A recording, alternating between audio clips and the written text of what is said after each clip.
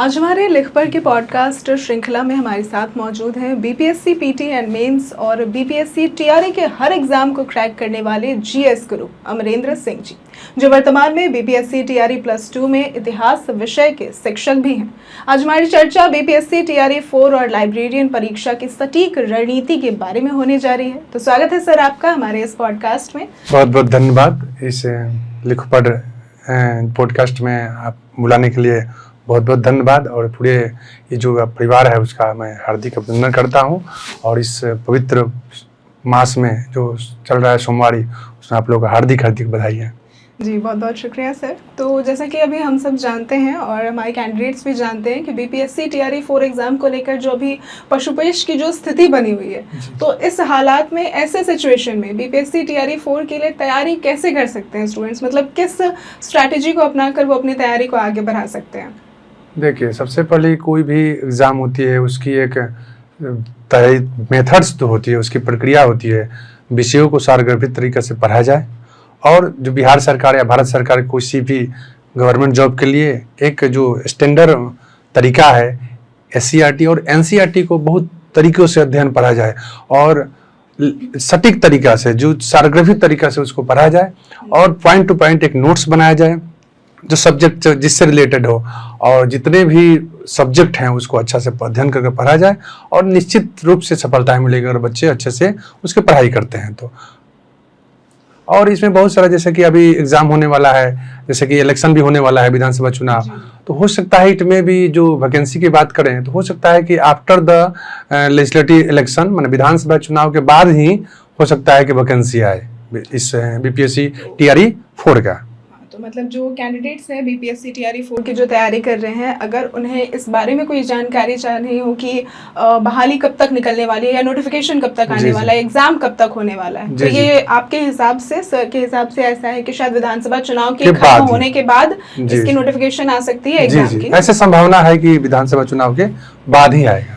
तो आपने BPSC TRE के सारे एग्जाम्स को क्रैक किया है, आपकी खुद की स्ट्रैटेजी इतनी स्ट्रांग रही होगी कि आपने सारे एग्जाम्स को क्रैक किया, तो आप अपनी स्ट्रैटेजी या फिर अपने कुछ नोट्स अगर हमारे स्टूडेंट्स को चाहिए होंगे या फिर आप शेयर करना चाहें तो सर वो कहाँ से उन्हें मिल सकते हैं? बिल्कुल, सबसे पहले बहुत अच्छा प्रश्न है, क्योंकि बहुत सारे कंटेंट मार्केट में इतने हैं कि बच्चे विद्यार्थी जो एप्लीकेंट हैं क्या पढ़े क्या नहीं पढ़े वो तो हम लोग एनसीईआरटी और एससीईआरटी का ये लिखो पढ़े जो एप्स है, जो एप्लीकेशंस है, और उसमें हम लोग बहुत सारे कंटेंट है जिसमें हम लोग उसमें मेरा खुद से बनाया हुआ कंटेंट इस एप्स पर है। आप लोग जाकर वहाँ से परचेज कर सकते हैं और बहुत सारगर्भित तरीका से बहुत कम शब्दों में सब्जेक्ट का, हम हर सब्जेक्ट का, पॉलिटिकल साइंस हो, हिस्ट्री हो, सोशल साइंस हो, प्रत्येक सब्जेक्ट का अपने से कंपाइलेशन करके बनाया गया है और बहुत वैज्ञानिक मेथड से साइंटिफिक अप्रोच के तहत उसको बनाए हैं और गाइडलाइन लिए हैं एससीईआरटी और एनसीईआरटी के, उसी के तहत हम लोग कंटेंट बनाए हैं। जो लिखो पढ़ो जो एप्स है, एप्लीकेशंस है, उसमें जाकर आप परचेज कर सकते हैं। तो सर जो आपकी जो स्ट्रैटेजी है, अगर हमारे कैंडिडेट्स को या फिर जो तैयारी कर रहे हैं बीपीएससी टीआरई 4 के एग्जाम के लिए, तो अगर उन्हें सर की स्ट्रैटेजी से कुछ हेल्प चाहिए या फिर उनके जो नोट्स हैं अगर वो चाहिए, तो सर ने जैसा कहा कि हमारे लिख पढ़ ऐप पर वो आपको मिल जाएगा, आप उसे परचेज कर सकते हैं, आप अपनी तैयारी में उससे हेल्प ले सकते हैं। तो सर हमारा अगला सवाल आपके लिए है कि जैसे कि बीपीएससी टीआरई 4 एग्ज़ाम के लिए बहुत से लोग कई कोचिंग्स करते होंगे, कोई ऑनलाइन वीडियोस के जरिए करते होंगे, तो क्या ऐसा है कि सेल्फ स्टडी से भी एग्जाम क्रैक किया जा सकता है? बिल्कुल बिल्कुल, आजकल तो कोई भी कंपटीशन, दूर दराज लड़के गांव में रहने, रिमोट एरिया में जो बच्चे रहते हैं वो आजकल सेल्फ स्टडी से अच्छे अच्छे कंपटीशन निकाल रहे हैं। तो ऐसा कोई जरूरी नहीं है कि पटना बड़े शहरों में आकर आप तैयारी करें, आप सेल्फ स्टडीज कर और अच्छे नोट्स आपके पास आए और अध्ययन कर अपने रूम में बैठकर अच्छा से अध्ययन कर तरीके से, और एक तो आपको गाइड होना चाहिए, आपको गाइडर होना चाहिए ताकि आपको मोटिवेट करें, आपको रूट बताएं कि क्या पढ़ें क्या नहीं पढ़े। तो वो है अपना सेल्फ स्टडी से भी आप बीपीएससी का जो टीआरई का 4 आने वाला वैकेंसी या कोई भी एग्जाम आप सेल्फ स्टडी के तहत निकाल सकते हैं। तो सिर्फ बीपीएससी टीआरई 4 नहीं, आप कोई भी एग्जाम, कोई भी गवर्नमेंट एग्जाम हो, कॉम्पिटिटिव एग्जाम हो, आप उसे सेल्फ स्टडी से भी क्रैक कर सकते हैं। तो इसके लिए आपको महंगे कोचिंग्स में या फिर कोई ऐसे इंस्टीट्यूशन में जाने की ज्यादा जरूरत नहीं होती है। बिल्कुल बिल्कुल, आप रिमोट एरिया में रहने वाले बच्चे अच्छे कर रहे हैं। देखिए ना, बहुत सारा न्यूज आ रहा है कि बहुत गांव में सुदूर इलाका में रहने वाले बच्चे अच्छे कर रहे हैं, चाहे वो आईएएस का जॉब निकालें या आईपीएस का या कोई भी एग्जाम, रिमोट एरिया में रहने वाले बच्चे अच्छा कर रहे हैं। ऐसा कोई जरूरत नहीं है कि महंगे महंगे संस्थान में जाकर अध्ययन किया जाए। जी सर, तो कभी कभी ऐसा होता भी है कि बड़े बड़े इंस्टीट्यूट के कोई स्टूडेंट्स क्रैक नहीं कर पाते हैं, लेकिन छोटे शहरों से कई बच्चे इसे क्रैक कर लेते हैं। बिल्कुल बिल्कुल, ऐसे बहुत एग्जाम्पल हैं कि बड़े बड़े अच्छे अच्छे संस्थान से बच्चे नहीं टॉप कर रहे हैं, और गांव के सुदूर इलाका में रहने वाले बच्चे विद्यार्थी अच्छे जब बीपीएससी में टीआरई 1 हो 2 हो 3 हो, मेरे नज़र में मेरे बहुत सारे विद्यार्थी भी हैं जो गांव में रहने वाले होते हैं। अच्छा, कभी ट्रेनिंग में मिलते हैं कि सर प्रणाम करते हैं कि हाँ सर, तो क्या हुआ, तो मेरा बीपीएससी में नौकरी हो गया, मैं गांव में रहकर तैयारी की हूँ। बहुत सारे जो विवाहित महिलाएं हैं जिनके 2-3 बच्चे भी हैं, वो भी मुलाकात होती है तो क्या हुआ, तो मैं बीपीएससी करें। तो ऐसा कुछ जरूरी नहीं है कि अच्छे संस्थान में पढ़ने वाले बच्चे ही अच्छे जॉब ले रहे हैं। तो सेल्फ स्टडी से भी आप अपने एग्जाम को क्रैक कर सकते हैं। तो सर, हमारा अगला सवाल होगा कि जैसे आपने बीपीएससी टीआरई के हर एग्जाम को क्रैक किया है, तो आप प्राइमरी, सेकेंडरी और जो हायर सेकेंडरी के अभ्यर्थी हैं, आप उनके लिए क्या टिप्स देना चाहेंगे? देखिए, मैं टीआरई 1 जब हुआ था तो उसमें नियम था सरकार का कि बीएड वाला भी फॉर्म भर सकता है, तो मैंने भरा था। मेरा अच्छा नंबर था, लेकिन सुप्रीम कोर्ट के एक आदेश के तहत बोला कि जो बीएड कैंडिडेट होंगे उनको मैं नहीं लूंगा, तो मैं टीआरई 1 में मेरा 1 to 5 में नहीं हुआ। जब टीआरई 2 हुआ तो उसमें मेरा 6 to 8 में भी, 9 से 10 में भी और 11 से 12 में भी हुआ था। 11 से 12 अभी मैं पोस्टेड हूँ, 11-12 का इतिहास सब्जेक्ट करती हायर सेकेंडरी में पोस्टेड हूँ, मैं गरखा में पोस्टेड हूँ, सारण बिहार से।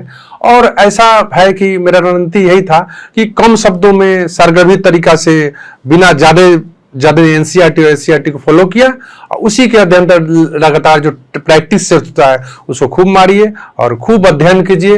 रिजल्ट 100% आपका रिजल्ट, ईमानदारी से मेहनत करते हैं तो 100% आपका रिजल्ट होगा। इसमें कोई बहुत ज्यादा प्रोजेक्टाइल मोशन वाला मेथड्स नहीं है, इसमें बहुत ज्यादा साइंटिफिक और वैज्ञानिक तरीका नहीं है। आप सेलेक्ट रूम में एक बैठकर और अच्छे तरीका से अध्ययन करिए, और कम शब्दों में जो कंटेंट है, जो ज्यादा लेंदी नहीं है, एससीईआरटी एनसीईआरटी को फॉलो कीजिए, 100% है कि रिजल्ट है हुआ। और बहुत सारे कंटेंट को हम लोग, जो आपका एप्स है लिखो पढ़ो, उसमें हम लोग आप लोग एप्लीकेशन पर जाकर आपको खरीद सकते हैं, अच्छे उसमें नोट्स दिया हुआ है। तो मैं अपना अनुभव उसमें शेयर भी किया हूँ। हाँ, तो एनसीईआरटी और एससीईआरटी को फॉलो करके भी आप कर सकते हैं। और अगर आपको कुछ एक्स्ट्रा नोट्स चाहिए या फिर कुछ एक्स्ट्रा स्ट्रैटेजी को अपनाना है, तो हमारा जो ऐप है लिख पढ़ ऐप, उस पर सर की स्ट्रैटेजीज भी आपको मिल जाएगी, सर के नोट्स भी आपको मिल जाएंगे, तो आप चाहे तो वहाँ से परचेज भी कर सकते हैं। तो सर, हमारा अगला सवाल होगा कि जो स्टूडेंट्स, जो अभ्यर्थी पहली बार एस्टेट की परीक्षा देने जा रहे हैं, जी। तो उनके लिए क्या स्ट्रैटेजी होनी चाहिए? क्योंकि कभी कभी हम देखते हैं कि वो सारी चीज़ें उनकी अच्छी होती हैं, लेकिन वो एस्टेट क्वालिफाई नहीं कर पाते हैं। देखिए, इसमें है कि बीपीएससी जो टीचर का एग्जाम लेता है, जिसको टीआरई बोलते हैं, टीचर रिक्रूटमेंट एग्जामिनेशन, तो उसमें 4 तरह के टीचर्स बनते हैं, 1 to 5, 6 to 8, 9 to 10 and 11 to 12। तो 1 to 5 एंड 6 to 8 के लिए सीटेट 1 पेपर और सीटेट 2 पेपर होता है। जो 9, 10 और 11, 12 का होता है, उसमें बिहार सरकार स्टेट 1 लाती है और स्टेट 2 लाती है। तो स्टेट सीटेट के बात छोड़ दिया जाए, अगर बिहार सरकार बात करें तो 9 से 10 के लिए आपको जो स्टेट पेपर 1 होता है वो 150 नंबर का होता है। तो 50 नंबर में आपको जो भी इन पर सोशल साइंस क्वेश्चन हो, मैथमेटिक्स हो, रीजनिंग हो, थोड़ा सा साइंस होता है और ज्योग्राफी होता है, इसमें होता है मैथमेटिक्स कुछ होता है। और 100 नंबर में आपका जो स्पेशल जो सब्जेक्ट होता है, जिस सब्जेक्ट से आप स्नातक किए हैं, ग्रेजुएट किए हैं, वो चाहे इतिहास ऑनर्स पेपर का, उसमें से 100 क्वेश्चन आता है, 150 का। फिर पेपर 2 में जाइएगा तो वैसा ही है, 50 नंबर में जनरल क्वेश्चन और 100 नंबर आपका सब्जेक्ट ऑनर्स पेपर जो भी होगा, चाहे जिस सब्जेक्ट से आप पीजी किए हुए हैं, जिस सब्जेक्ट से भी आपने ऑनर्स किया हुआ है। तो 75% नंबर लाना है, तो जनरल का बता रहे हैं, तो बहुत टफ नहीं है। अपने सब्जेक्ट पर, जो जिस सब्जेक्ट से आप स्नातक या ग्रेजुएट बोले या प्रतिष्ठा बोले, जिस सब्जेक्ट की है उस सब्जेक्ट में अपना कमांड है तो 100% स्टेट निकल जाएगा। स्टेट बहुत ज्यादा डिफिकल्ट नहीं है, सब्जेक्ट ओरिएंटेशन क्वेश्चन होता है 100 नंबर और 50 नंबर जनरल क्वेश्चन, तो बहुत टफ तो होता है। अगर सीधी भाषा में कहें तो आपका जो ऑनर्स पेपर है, जिससे आपने ग्रेजुएशन किया है, जी, जिससे आप पीजी किया हुआ है, या फिर आपने पोस्ट ग्रेजुएट किया है या फिर ग्रेजुएशन किया है, अगर उस पर आपकी पकड़ है, अच्छी कमांड है, तो आप एस्टेट निकालने में बिल्कुल सफल होंगे। ऐसे कोई सर जैसा बता रहे हैं कि अगर आपके ऑनर्स पेपर में अच्छा कमांड है आपका, तो आप एस्टेट क्वालिफाई जरूर कर सकते हैं। इसमें एक है मैडम ना कि इसमें निगेटिव नहीं है, स्टेट में नेगेटिव मार्किंग नहीं है। अब पत्रता परीक्षा है तो बहुत ज्यादा कट ऑफ की जरूरत नहीं है कि आपको 150 नंबर में आपसे 140 नंबर होगा तो आपको पार होइएगा। आपको एक मिनिमम क्राइटेरिया होता है कितना ला लीजिएगा आप, क्योंकि उससे जॉब होने वाला नहीं है, क्योंकि उसके लिए फिर भी पीएससी देना पड़ेगा। एक पत्रता है, एलिजिबिलिटी है, वो पत्रता है, उसके लिए बहुत ज्यादा। लेकिन हाँ, जिस सब्जेक्ट से आप नर्स हैं, जिस सब्जेक्ट से पीजी है, उसमें आपको ज्ञान होनी चाहिए तो आपका निकल जाएगा। तो सर हमारा अगला सवाल होगा कि बीपीएससी टीआरई 4 का जो एग्जाम होने वाला है, अभी उस पर संशय ही बना हुआ है, अभी कुछ क्लियर नहीं है, तो उसमें कितने सीटों पर एग्जाम होने के कुछ ऐसा अगर अनुमान हो तो हमारे स्टूडेंट्स को पता चले। कहने का मतलब कि देखिए, अभी बहुत सारे बिहार सरकार परसों तरसों पेपर में भी दिया था कि बहुत सारे वैकेंसी आएगा, लेकिन एज ए टीचर और एज ए एप्लीकेंट या एज ए स्ट्रगलर हम बता रहा हूँ कि बिहार सरकार के जो विधानसभा चुनाव के पहले टीआरई 4 आने की संभावना बहुत ही कम है, रेयर है। और जो जब भी आएगा, अगर भगवान करे कि ईश्वर करे कि आ जाए, बहुत सारे एप्लीकेंट को लाभ होगा, लेकिन अभी लग नहीं रहा है, क्योंकि बहुत सारे इसमें अभी ट्रांसफर पोस्टिंग पजल में है सरकार, फिर बहुत सारे अभी हेडमास्टर की ट्रांसफर पोस्टिंग करना है, बिहार में एसआईआर चल रहा है, उसमें भी कुछ एसटी है, बहुत सारे टीचर्स की लगी हुई है। बिल्कुल बिल्कुल, तो अभी लग नहीं, और चुनाव भी होने वाला है, हो सकता है कि कुछ ऐसा कोड ऑफ कंडक्ट ला जाए, आचार संहिता लग जाए तो ट्रांसफर पोस्टिंग, तो इसमें बहुत सारे अभी। लेकिन अगर जब भी आए प्री इलेक्शन या पास्ट इलेक्शन जब भी आएगा तो अप्रोक्सीमेटली 1 लाख के ऊपर ही होगा बहाली, क्योंकि अभी देख रहा है कि 1,25,000 है, लेकिन नहीं 1,25,000 नहीं, लेकिन अप्रोक्सीमेटली 1 लाख के आसपास टीआरई करने का मतलब प्राइमरी सेकेंडरी हायर सेकेंडरी का पूरा से जोड़ा जाए तो 1 लाख के आसपास बहुत बल्क मात्रा में वैकेंसी आएगा। और एप्लीकेंट से मैं और अभ्यर्थियों से अनुरोध करना चाहता हूं कि आप लोग मन लगा के पढ़ें और सारगर्भित तरीका से पढ़ें, एकदम निश्चित सफलताएं मिलेगी। तो अगर आसान भाषा में कहें तो न्यूनतम भी जो सीटों की संख्या होगी वो 1 लाख तो होने की संभावना बिल्कुल बनी हुई है। अब अधिकतम सीटों की संख्या क्या होगी तो ऑफिशियल नोटिफिकेशन आने के बाद ही पता चलेगा, लेकिन जो न्यूनतम सीटों की संख्या होने वाली है वो कम से कम 1 लाख तो जरूर होगी। तो सर इतने सारे सवालों के बाद अब सैलरी पर भी बात कर लेते हैं। तो जो बीपीएससी टीआरई 4 के लिए जो एग्जाम्स देकर क्वालिफाई करेंगे उन टीचर्स की स्टार्टिंग सैलरी यानी जो शुरुआती बेसिक सैलरी होती है वो कितनी होगी, और जो ट्रांसफर और ट्रांसफर पोस्टिंग जो होता है उस पर भी अगर आप कुछ क्लियर कर दे तो कैंडिडेट्स के लिए बेहतर होगा।